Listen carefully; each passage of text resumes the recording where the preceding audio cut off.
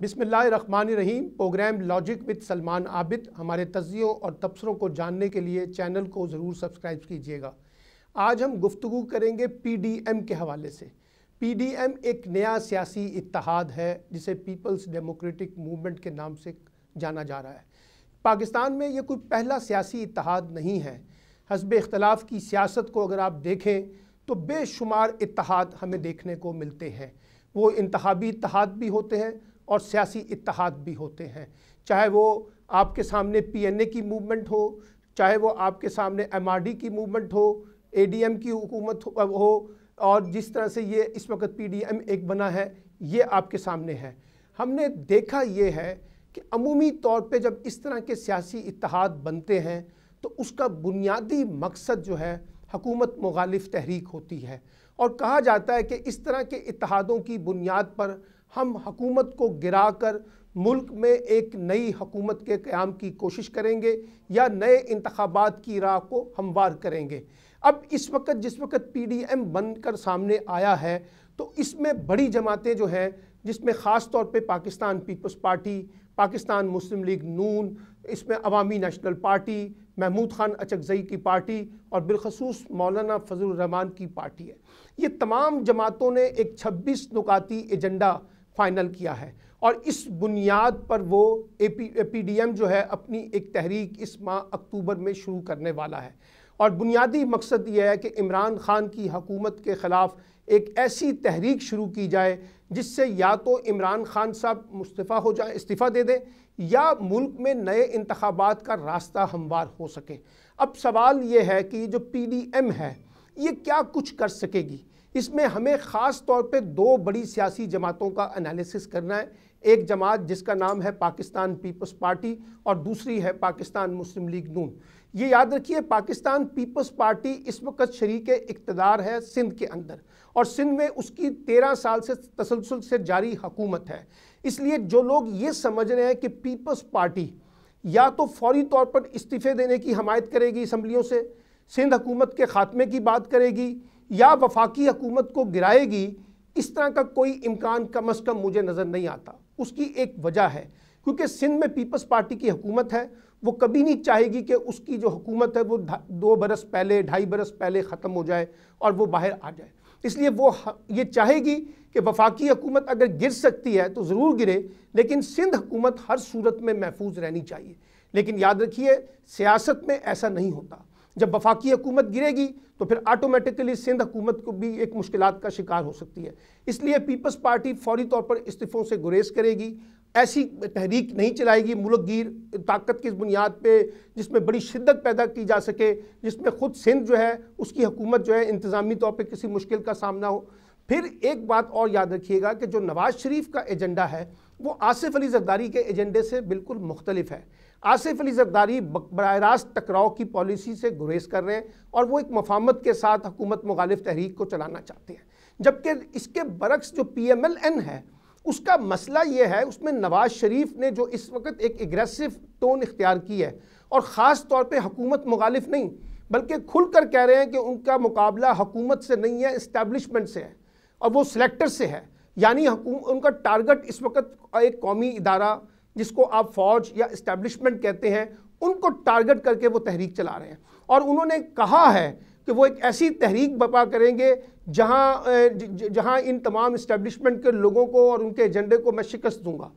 इस तरह से फिर आप ये भी देखिए कि जो PMLN है उसमें शहबाज शरीफ एक मफाहमती सियासत के हामी रहे हैं, अब भी हैं। जो लोग ये कह रहे हैं कि गिरफ्तार होने के बाद शायद वो मुज़ाहमत की तरफ आएंगे, मुझे उसका इम्कान नज़र नहीं आता। PMLN के जो अरकान कौमी सूबाई असम्बली और सेनेटर्स हैं उनकी मजमूई तादाद एक मफाहमत के साथ आगे बढ़ना चाहती है, मुज़ाहमत उनका एजेंडा नहीं है। इसीलिए बहुत से लोग मरीम नवाज़ और नवाज़ शरीफ की जो गुफ्तगू है उससे अपना एक डिस्टेंस रख रहे हैं और एक फ़ासला रख रहे हैं। फिर आप ये देखिए कि राना सनाउल्लाह कहते हैं कि हमारी लड़ाई इमरान खान से है, एहसन इकबाल कहते हैं हमारी लड़ाई इमरान खान से है, शहबाज शरीफ कहते हैं हमारी लड़ाई इमरान खान से है, नवाज शरीफ कहते हैं कि नहीं हमारी लड़ाई तो इस्टेब्लिशमेंट के साथ है। तो एक टकराव हमें PMLN के अंदर भी नज़र आ रहा है और PMLN के लोग भी फौरी तौर पर असम्बलियों से इस्तीफ़ा देने के लिए तैयार नहीं होंगे। इसके एक तीसरे फरीक भी हैं जिनका नाम मौलाना फजलुर रहमान है। फजलुर रहमान फौरी तौर पर इस्तीफे देकर एक बड़ा बहरान पैदा करना चाहते हैं, लेकिन वैसे मैंने कहा कि PMLN और पीपल्स पार्टी ऐसा नहीं करेंगे। नवाज शरीफ साहब और फजलुर रहमान एक जैसा सोच रहे हैं। फिर अब जिस किस्म की गुफ्तगू फजलुर रहमान कर रहे हैं उससे भी उनका इस्टेब्लिशमेंट से टकराव नज़र आ रहा है, और उन्होंने धमकी दी है कि जिस तरह से उन्होंने अफगानिस्तान में अमरीकी फ़ौजों को निकाला है इसी तरीके से यहाँ इस्टेब्लिशमेंट को निकालेंगे। तो इससे एक टकराव की कैफियत जो है वो हमें गालिब नज़र आती है। इसलिए मैं ये कहता हूँ कि आप ये जो तहरीक PDM शुरू हो रही है, अगर इसका मकसद एक नए इंतशार की सियासत को पैदा करना है तो वो यकीनी तौर पर कर सकते हैं, लेकिन याद रखिए कि वो बड़ी अवामी तहरीक उसके नतीजे में पैदा हो सकेगी, इसका इम्कान कम नज़र आता है। ANP, पख्तूनख्वा मिली अवामी पार्टी, पीपल्स पार्टी एक डिस्टेंस के ऊपर अपने आप को रखेंगी इस तहरीक के अंदर। JUI थोड़ी सी आपको एक्टिव नज़र आएगी, जो नवाज शरीफ के हामी हैं वो ज़रा एक्टिव नज़र आएंगे। फिर ये भी तय होना है कि नवाज शरीफ जिस तरह से अब मीडिया के अंदर आए हैं, जिस अंदाज से लंदन से बैठ के सियासी तौर पर एक्टिव हुए हैं, क्या वो एक्टिव रह सकेंगे? क्या उनके खिलाफ कानूनी तरीके से ये कार्रवाई की जाएगी कि लंदन से बैठ के उनकी सियासी सरगर्मियों पर पाबंदी लगाई जाए? और कल तो अदालत ने उनका मजाक उड़ाया है और उन्होंने कहा है कि नवाज शरीफ ने पूरे अदालती निज़ाम का, इंसाफ के निज़ाम का मजाक उड़ाया है। यानी अदालत भी अब उनको वो रियायत देने के लिए तैयार नहीं है जो पहले मिल रही थी। फिर मरियम नवाज किस हद तक एक्टिव होंगी ये एक अलग सवाल है। क्या वो इस एक्टिव होने के सूरत में गिरफ्तार हो सकती हैं ये एक अलग सवाल है। खाकान अब्बासी साहब के बारे में बात की जा रही है। तो बज़ाहिर ये लगता है कि PDM जो है, जो इमरान दुश्मनी की बुनियाद पर इकट्ठी हो गई है, ये जमहूरियत की जंग, ये कानून की हुक्मरानी की जंग से ज़्यादा इमरान मुखालिफ एक इत्तेहाद है। फौरी तौर पर इमरान को हम इक़्तिदार से बाहर निकालना चाहते हैं। तो किस हद तक कामयाब होंगे, किस हद तक नाकाम होते हैं, ये एक अलग बहस है। लेकिन इस तरह की तहरीकों के नतीजे में हमने आम तौर पे देखा है कि अगर ये तहरीकें शिद्दत इख्तियार कर जाएं और उसमें बहुत ज़्यादा शिद्दत आ जाए तो फिर उसका फ़ायदा भी जमहूरियत को नहीं होता।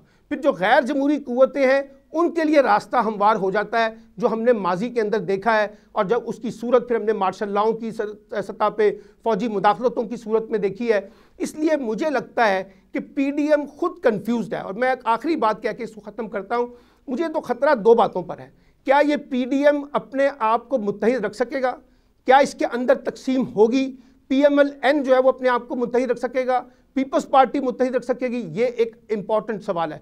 और दूसरा, क्या ये लाखों लोगों का मजमा सड़कों पे ला सकते हैं?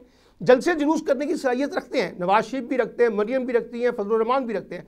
लेकिन क्या ये एक ऐसी तहरीक जो सड़कों पे आपको अमली तौर पर एक्टिव नज़र आए, उसका भी इम्कान नज़र नहीं आता। और ये दोनों सूरतों में मैं कहना चाहता हूँ कि जो भी इसका नतीजा निकलेगा, इसकी ज़्यादा आइसोलेशन जो है वो नवाज शरीफ को आएगी, मरियम को आएगी, और ख़ुद मौलाना फजलुर रहमान जो है वो सियासी तौर पे आइसोलेट होंगे।